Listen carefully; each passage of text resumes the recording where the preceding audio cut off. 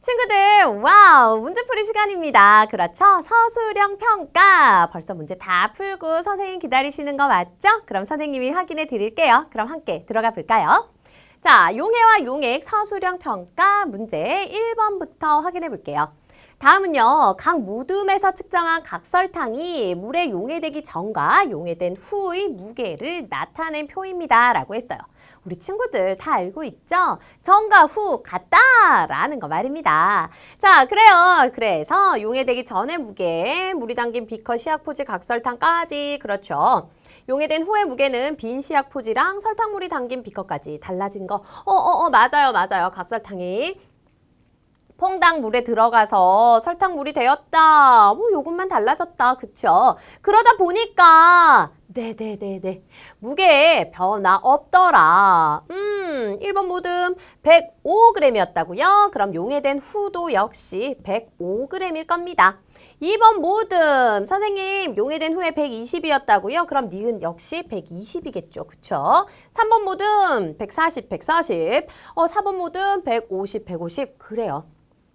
용해되기 전과 후 무게 같다라는 거 실험을 통해 확인할 수 있었어요. 그렇죠? 자, 1단계 문제에서 물었습니다. 위 표에서 기억 니은에 들어갈 알맞은 숫자를 쓰세요. 우리 벌써 다 설명했어요. 그렇죠? 변화 없으니까 눈에 보이지 않을 뿐이야. 골고루 섞여 있어. 그렇죠? 그러다 보니 기억에 105 들어가야 하고요.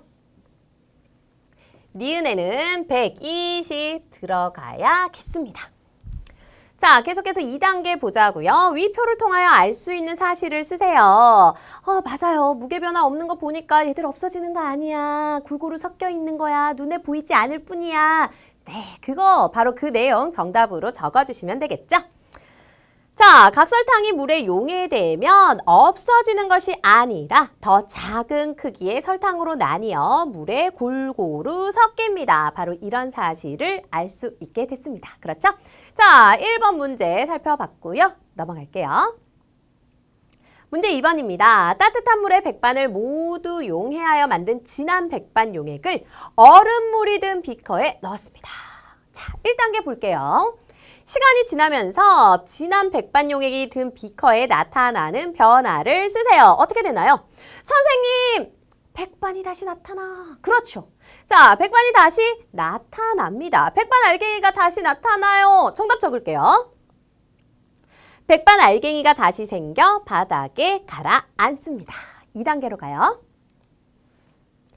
위의 답과 같은 변화가 나타난 비커에 따뜻한 물을 더 넣으면 어떻게 될까요? 따뜻한 물을 더 넣었다고?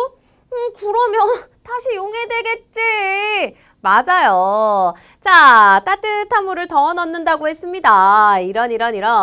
그럼 다시 더 용해 잘 되겠지. 그쵸? 온도도 점점 높아지고 물의 양도 많아지니까. 좋아요. 바닥에 가라앉은 백반 알갱이가 다시 용해됩니다. 오케이, 좋아. 넘어가도 되겠죠? 자, 다음 문제 3번입니다. 다음은 진주와 우민이가 황설탕 용액과 백설탕 용액의 진하기를 비교하는 모습입니다. 자, 진주랑 우민이랑 그래요. 황설탕 용액의 진하기 비교하는 모습이 앞에 보여요. 진주가 황설탕 용액의 진하기를 어떻게 알 수 있지? 라고 했는데요. 우민이가 뭐라고 대답했을 것 같아요. 색깔이 다르잖아. 그렇죠. 자, 근데 백설탕 용액은 둘 다 잘 모르겠어 하는 표정이에요. 그렇죠. 백설탕 용액의 진하기는 좀 더 어렵네. 우리는 알고 있습니다. 그쵸? 여기에다가 뭐 방울토마토, 메추리알 이런 거 살짝 넣어보면 되는데, 그쵸? 떠오르는 정도 가지고 비교할 수 있으니까요. 자, 1단계에서 물었습니다. 황설탕 용액의 맛을 보지 않고 진하기를 비교하는 방법 한 가지 쓰세요. 라고 했습니다. 물론 황설탕 용액, 설탕이니까 맛봐도 되지만요. 뭐 맛보지 않더라도 색깔만 봐도 알 수 있습니다. 그렇죠? 색깔이 진하면 진할수록 진한 용액이니까요. 색깔을 비교해서 색깔이 진할수록 진한 용액입니다. 그쵸? 자, 2단계 볼게요. 백설탕 용액의 맛을 보지 않고 진하기를 비교하는 방법 한 가지 쓰세요 라고 했는데요. 아유, 선생님이 조금 전에 얘기했습니다. 메추리 알이라든지 방울토마토 같은 거 넣어보는 거죠. 더 많이 떠오르면 떠오를수록 더 진한 용액이에요. 그렇죠? 자, 정답 적어볼게요. 백설탕 용액에 방울토마토, 메추리알과 같은 물체를 넣어서 물체가 뜨거나 가라앉는 것을 보고 용액의 진하기를 비교할 수 있습니다. 라고 했네요. 오케이, 좋아, 좋아. 자, 어렵지 않았어. 자, 4번으로 갑시다. 마지막 문제네요. 소금물에 용액의 진하기를 비교할 수 있는 도구를 넣었더니 위치가 오른쪽과 같았습니다. 오, 이렇게 됐네요. 자, 1단계예요. 이 용액에 소금을 더 넣고 모두 용해한 다음 소금을 더 넣고 더 진해졌어요. 그렇죠?